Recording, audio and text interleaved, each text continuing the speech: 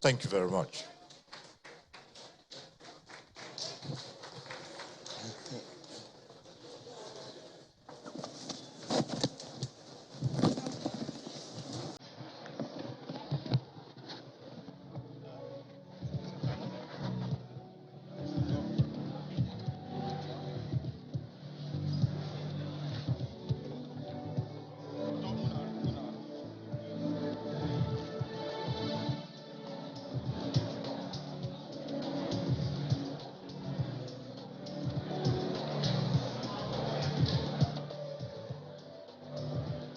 We are watching the official declaration of the Governor of Ekiti State, Mr. Fayemi, for President, and the unveiling of his agenda. And Governor Fayemi has promised to adhere to the highest standard of decorum during the campaign. The event is now entering into an interactive session where Governor Fayemi will be fielding questions from journalists and members of civil society organizations. Your Excellencies, distinguished ladies and gentlemen, thank you very much for being with us. As I said earlier on, this is the other part of this declaration that will involve an interaction with Dr. Fayemi, who's right here. And for this session, members of the fourth estate of the realm, as we do say, journalists, civil society groups, and other interested Nigerians will have the opportunity to seek more on this agenda that Dr. Fayemi has presented at today's declaration. Maybe it would help a little bit if I stood up and, yes, this gives me a better view of the whole. I'd just like to quickly take out some time to acquaint you with the procedure here. For those who will be asking questions, there are microphones at strategic points within the hall. You'll be expected to move to the one closest to you.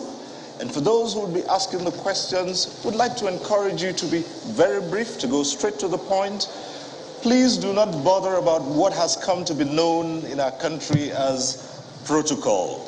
Skip all of that. Keep the questions straight to the point. Strike and avoid those double-ended questions that might need listen to over and over again. So keep the questions brief, straight to the point. That means we can get in more people who would raise the issues, and Dr. Fayemi would be willing to address whatever matters you might raise here. I do believe that we're set to get on that session, Your Excellency. And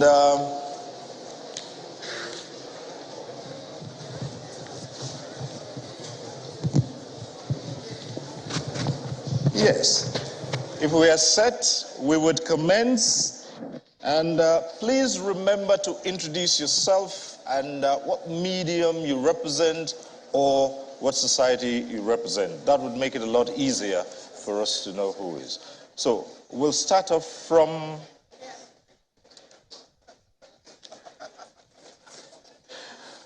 I must say, well, we're gender sensitive, and so we'll start off with the very first question. Please, there is the microphone stand, okay, well, they'll bring a microphone to you. Please introduce yourself and who you represent, and let's quickly go to the question. Thank you very much. Thank you very much. My name is Tomu Okiwale Shonaya. I represent Women Radio. I'm aware of what Ekiti State has done in terms of gender sensitivity. I know that the women and girls in Ekiti State, their rights are protected. If you become the president of the Federal Republic of Nigeria, what will be your woman agenda? Because you spoke about Nigeria becoming the giant, becoming the giant of Africa, being accepted in the Committee of Nations. So what would be your woman agenda to ensure that half of the women, half of the population of Nigeria is protected? As I said, I want you to refer to what you're doing in Ekiti State and what you will bring to the fore. Thank you. Thank you very much. We'll take a number of questions, and yes, please. Hello, everyone. Your Excellency, good morning. Good morning, all excellencies here. My name is Ngozi Alebu. I represent Arise News, right here in Abuja. Congratulations, first of all, Your Excellency, for your declaration. Very, simple questions. Two questions that I have for you. Impunity. How do you plan to tackle impunity at different levels of government? Because that has been a major challenge in Nigeria. And then when you talk about decentralization, is that another word for restructuring? Is that the plan? Exactly how are you going to go about doing that? Thank you very much, Your Excellency. Thank you. We'll just take one more and then allow His Excellency to respond to the issues. Yes, sir. Thank you, sir. Good afternoon, His Excellency. My name is Muyiwa Adeyemi. I have two questions to ask, maybe 1A, 1B. Sorry, do you represent a civil society group or a media organ? I'm the political editor of the Guardian newspaper. All right, thank you. His Excellency, my first question is, I think at the stage we are now, the first issue is about securing the ticket of your party. And we know there are many gladiators in the APC. The numbers is still counting. For the primaries, which option will you prefer? Consensus, direct, or indirect? Secondly, sir, anybody who has the opportunity of following your political trajectory, I think when in your first term, yes, you brought many people into social security net in Ekiti. I did a lot of projects on that. And your party, APC, at national level this time, I think adopted some of those things. But with all what we can see as Nigerians, everything maybe can cost transfer or this or that, it's like a drop in the ocean with little impact. There is still so much poverty in the land. What's your agenda on this? Thank you very much. Thank you very much. Thank you. Your Excellency may wish to address those three questions. Thank you.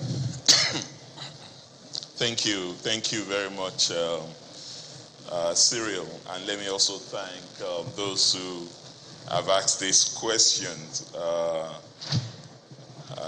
Mrs. Tom Okewale, Women Radio, Ngozi Alaibu, and Muyiwa Adeyemi. What will be my agenda for women? Well, I think the best way to judge my agenda for women is to really look at what I have done in my 8 years almost 8 years as governor, and in my capacity as chairman of the Nigerian Governors Forum, coordinating the activities of my brother governors in the 36 states. Well, in Ekiti State, women have attained the pride of place. And we've done that through a range of measures. Law,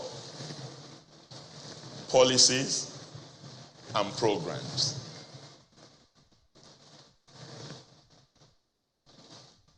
In my first time, we had a law in place to address a matter that was really very fundamental to all of us, but particularly to women: sexual and gender-based violence in our society. And we were the first state to have a register of convicts on gender-based violence. Now it's commonplace. Other states have put that in place. But we went a step further by the time I returned during my second term in office by starting what we called a name and shame policy. It's not enough for you to be convicted by a law court for gender-based violence. What we also insist on, because our people are more concerned about the shame done to them within their community than simple conviction in a law court. And we name and shame those who have been convicted and put this information right around their community. And when you know the way a typical Ekiti community is and the pride with which we exude character and integrity, that is something that has activated moral suasion, not just legal punishment.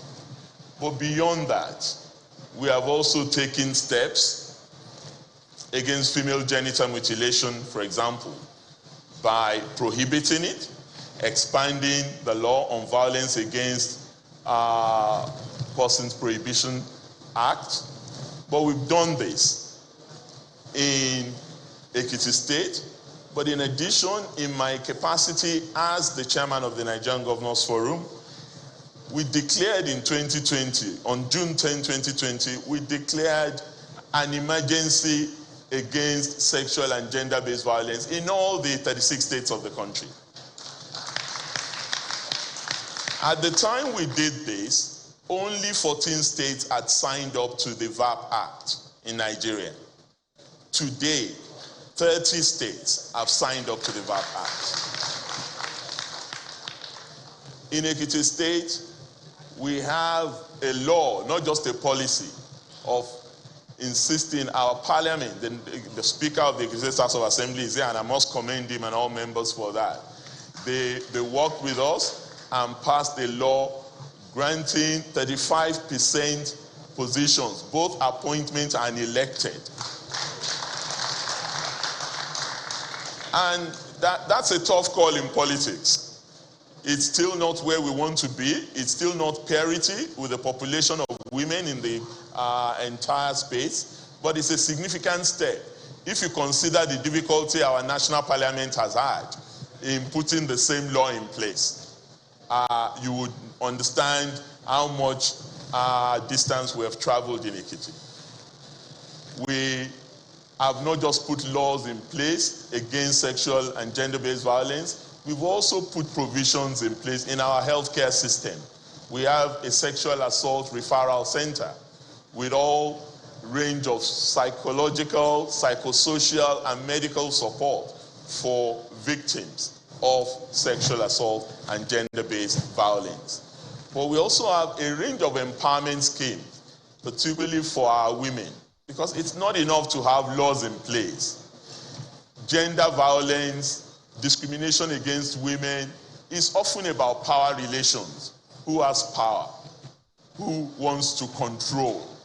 And if you don't have the resources to live an independent means of existence, it's very difficult for you to just say, oh, if you're assaulted, walk away. Many women would like to walk away from violence, but they don't have the resources and the wherewithal to do that. And for us in Ekiti, we feel that empowering our women by providing them with alternative means of livelihood beyond dependence on their spouses is something that is critical to our own approach to this. So these are things that would be done given the opportunity as president of our country.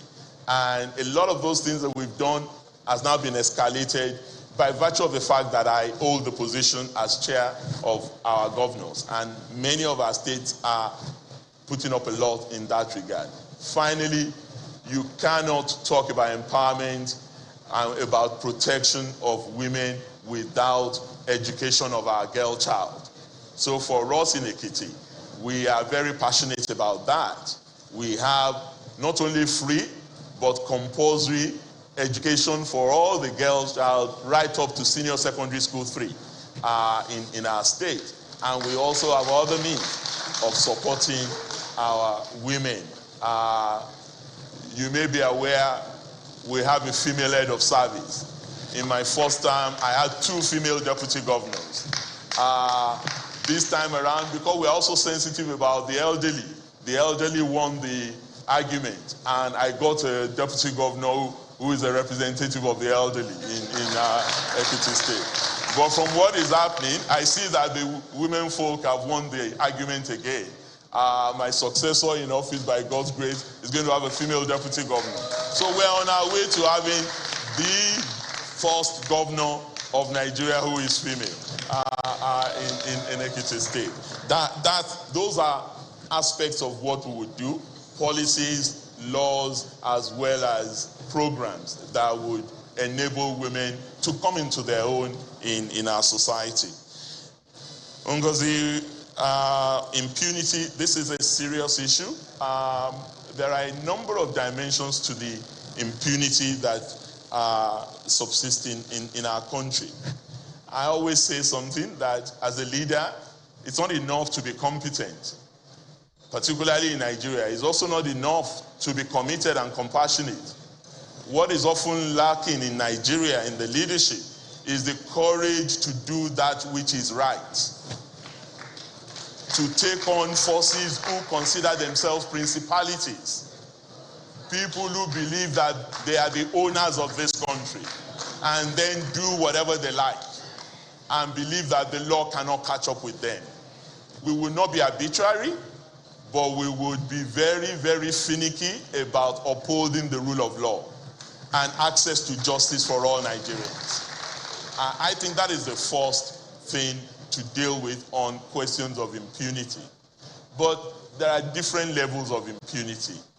We need to also make sure that we do not leave our people with the temptation to do the wrong thing under the guise of religion, culture, and what have you.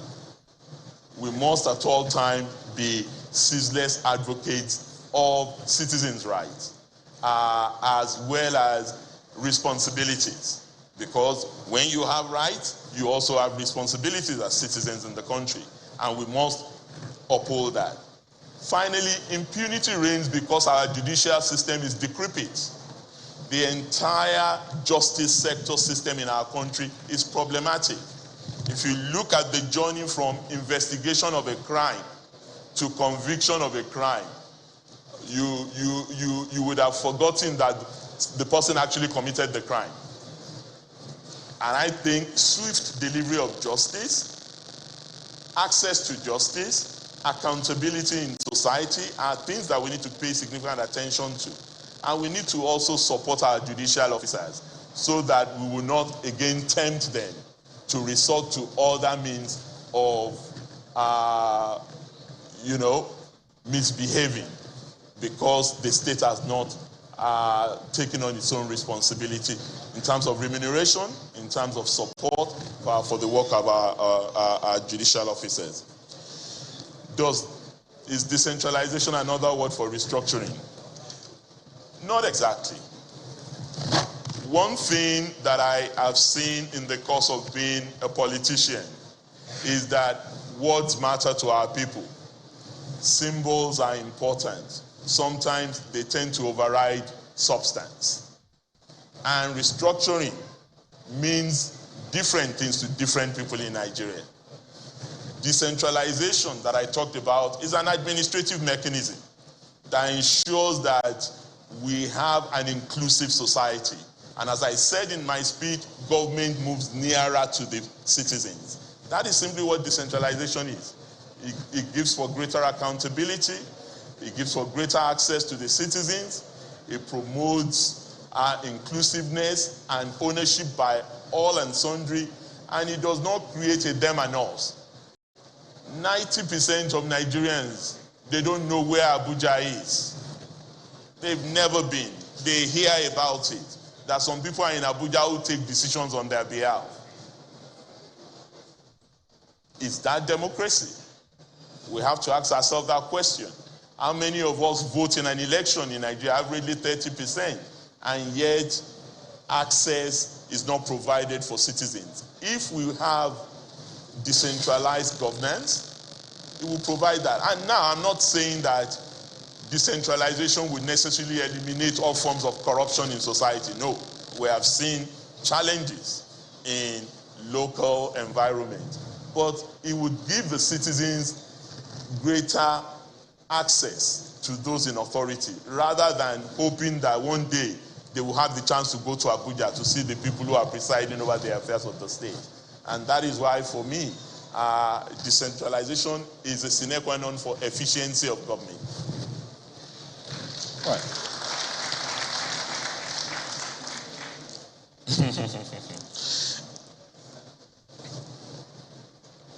Mr. Fayemi, which one am I for? Consensus, direct, or indirect?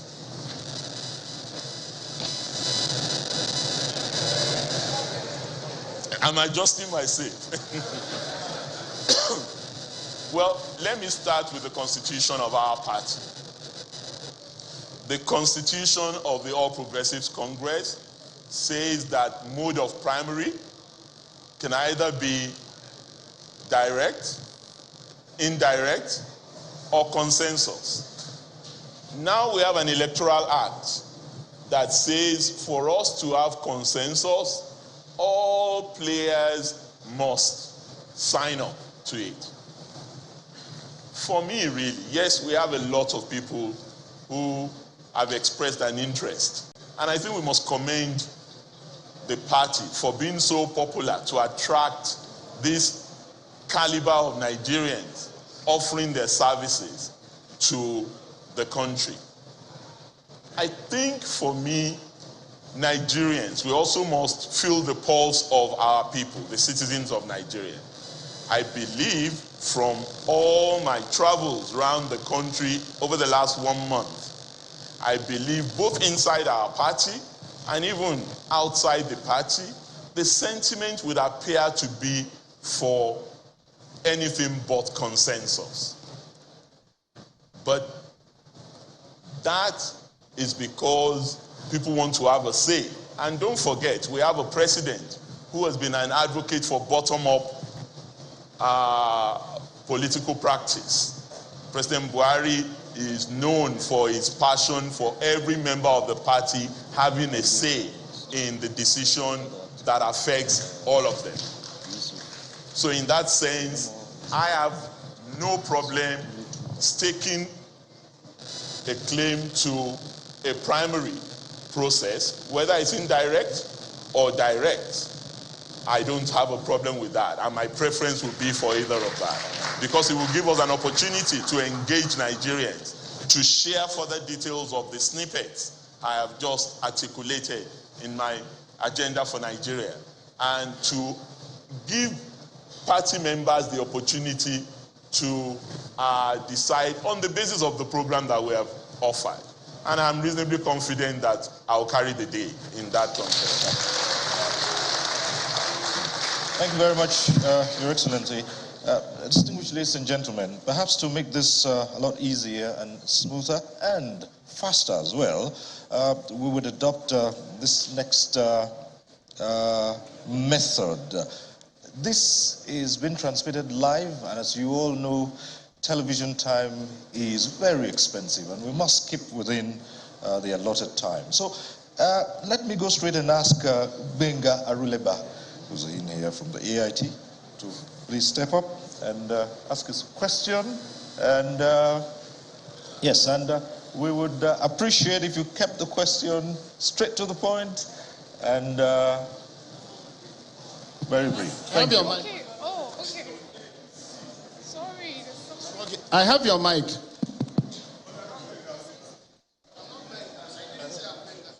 I am Benga Aruleba. So can you please sit down? Well, thank you, Cyril. That was a coup. I wasn't prepared for this. But Omoluabi John Kayode Fayemi, 2 quick questions for you. You spoke about your plan to evolve what you call integrated response to our security challenge. I'm sure you know that if the APC government is to be rated, the APC government will rate very low on security issues. Now, this is your integrated approach. Will it recognize the roles of the subnational government in tackling the monumental problem of security that we are facing? For instance, let me just be pointed. Will you give state police a push? That's number one. Two, sorry, please. Where did I do that?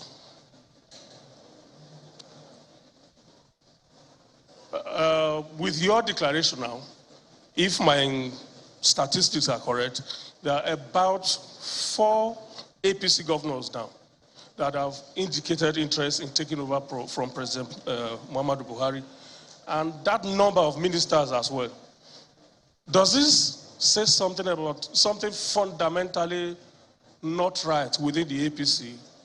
Is it that the top echelon of the party have realized that for almost 7 years, you have not particularly delivered on some promises, and there's this eagerness on the part of some of you young talks, I'll call you, that eagerness to correct the mistakes of the past 7 years? Thank you, Gwenga. Perhaps His Excellency would do to address that within 5 minutes, if that's possible. Okay, sir. Thank you, Gwenga. Clearly, when I talk about integrated framework that would enable us to tackle the challenges of security, I'm talking about a much more coordinated strategy that would enable us to reduce interagency rivalry, that would enable us to redefine our force posture, and then also respond appropriately in terms of equipment to use and in terms of the intelligence we gathered. And in doing that, it is multi-level.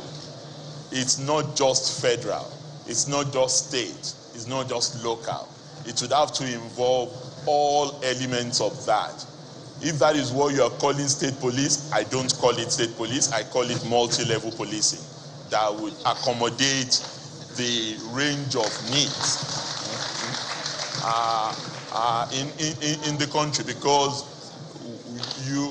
even our traditional rulers, they play a very central role, particularly in intelligence gathering. There's hardly any community you can get into in Nigeria, if the traditional intelligence facility is still effective, that they will not know when a non-resident has entered their community and what that non-resident is doing in the community. So you cannot just use a federal arrangement to get that. You need to embed whatever you're doing within that local context so that you can have a feedback mechanism from the traditional system into the state system and into the federal system. But that's not just what I'm saying. When I talk about integrated security system, I am saying that, yes, we need to tackle the immediate challenge by organizing our security system in such a manner that they can combat banditry, kidnapping, insurgency in one fell swoop. But beyond that, I don't know of any terrorist, insurgent problem anywhere in the world that was solved only by force of arms. So when I talk about integrated nature, I'm also talking about the comprehensive social response to this, because we all agree that there are sociological underpinnings to crime in our society. It's not just that people wake up and like to get into criminal activities and brigandage. Some get into it out of desperation.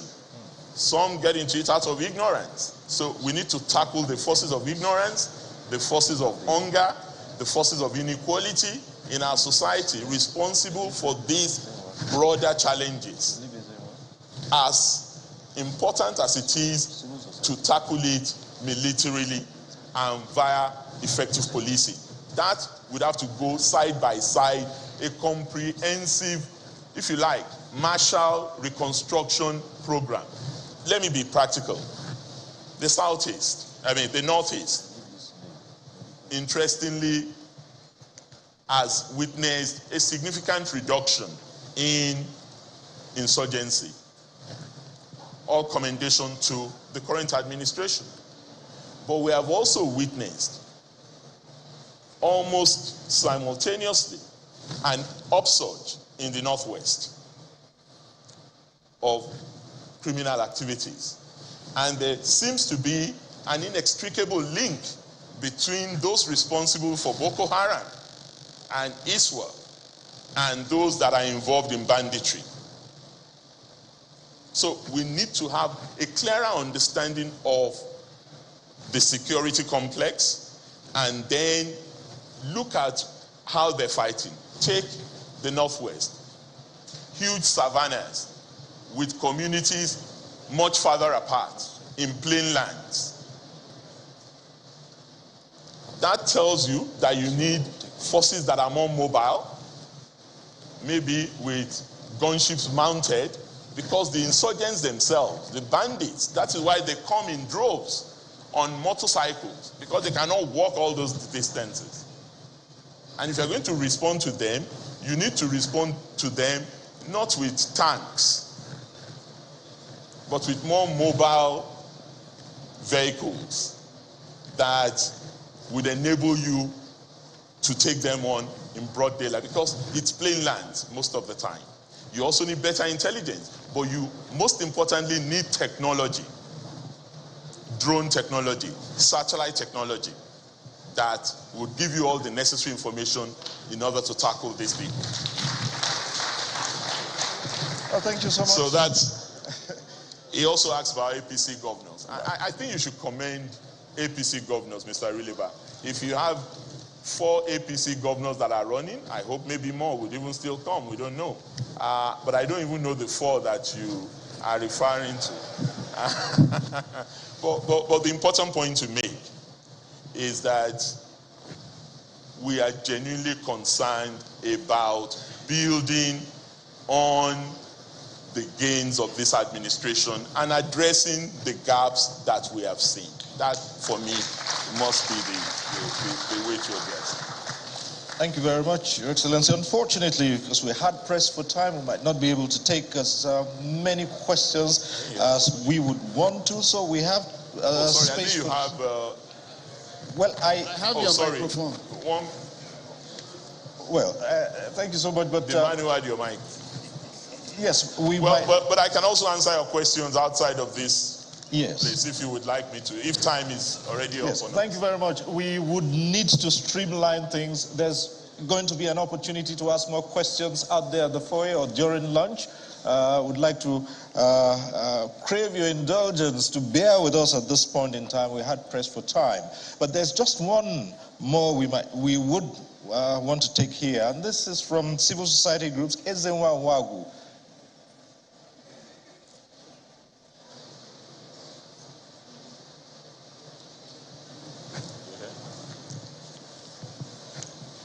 Right. I see some movement. Is it within the room here? Okay. It's not, obviously. Well, obviously. Well, I think you have a lady. Okay. Okay, please go ahead and introduce yourself. And yes, go ahead. And they'll take the microphone to you. Yes, please.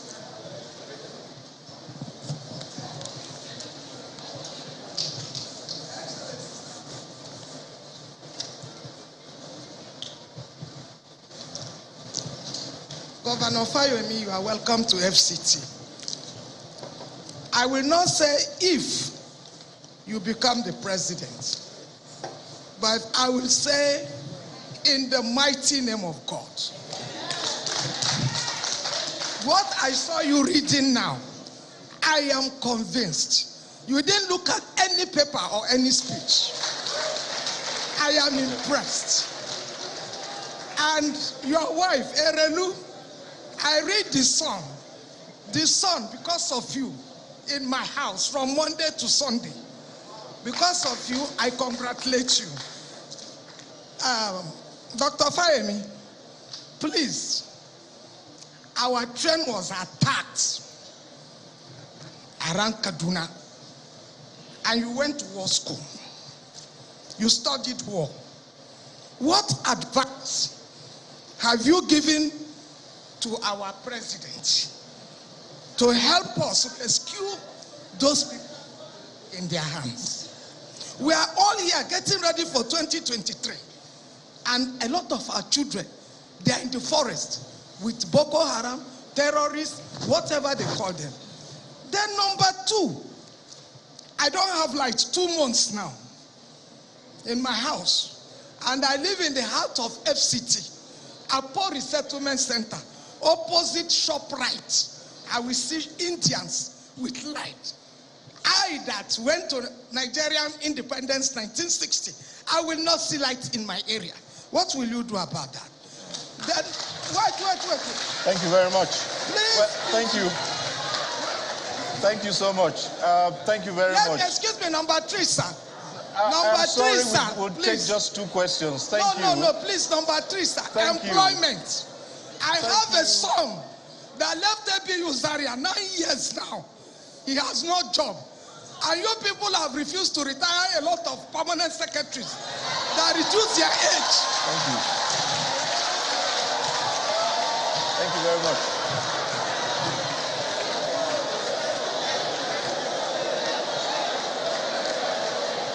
Thank you. Honestly,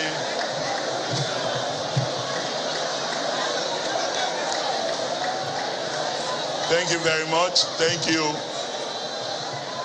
Let me commend. Thank you very much. Let me commend Mama FCT for your passion and for speaking truth to power. Because it's clear that you spoke from the heart. And may God bless you for being frank.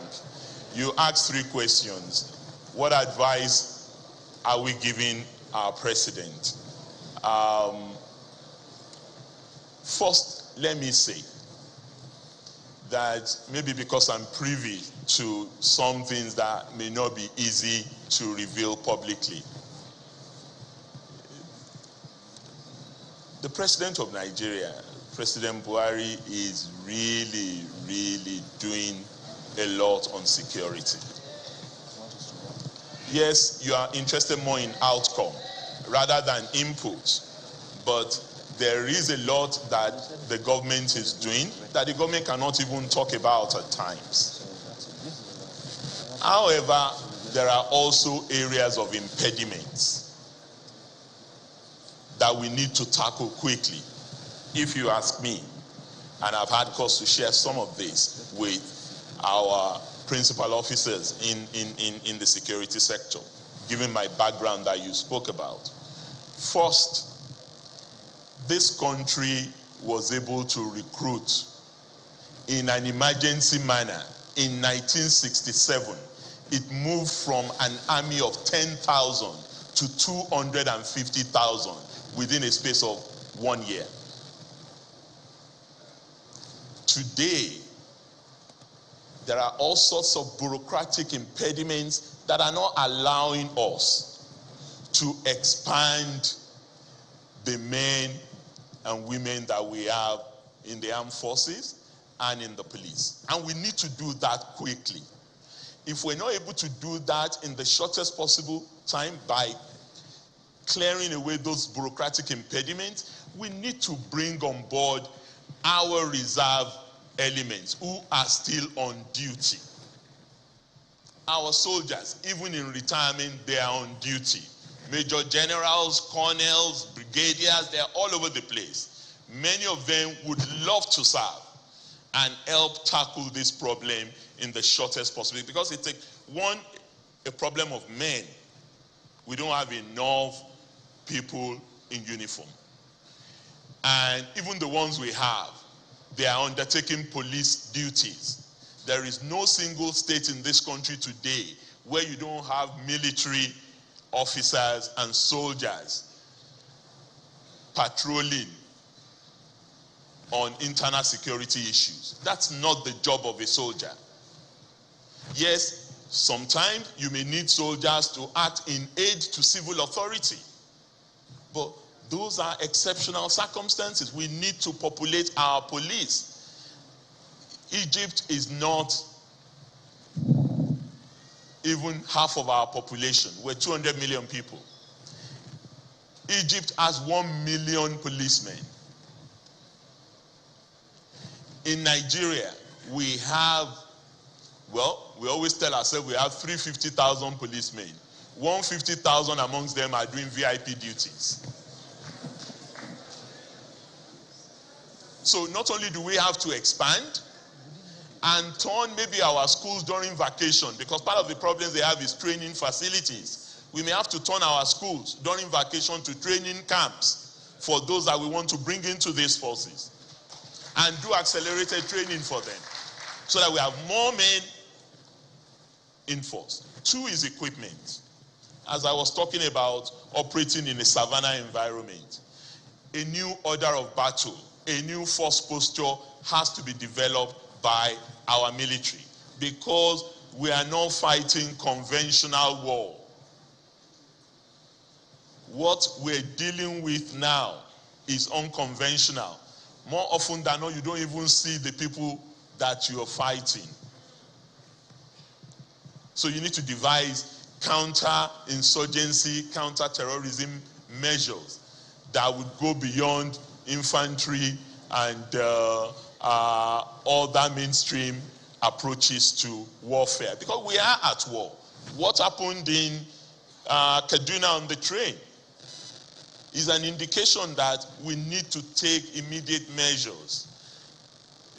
Around the suburb of Abuja, I hear some of these things are also beginning to happen, and we need to really watch it. And I believe the president, you know, is not a man of many words. He's taking so many steps that some of us may know and not be able to speak to, and is also preventing many dangers that they can also not come out and say, yesterday we foiled this particular attempt to destroy this particular community or city.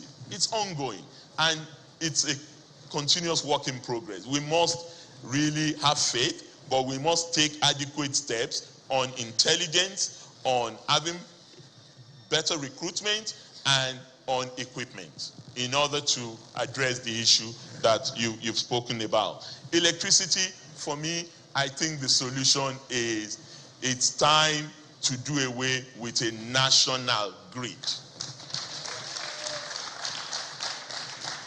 We now need to begin to look seriously in the direction of zonal or regional grids, or even micro and mini grids outside of the mainstream official national energy grid. It's the only way to solve this problem and focus our energy on renewable energy as well.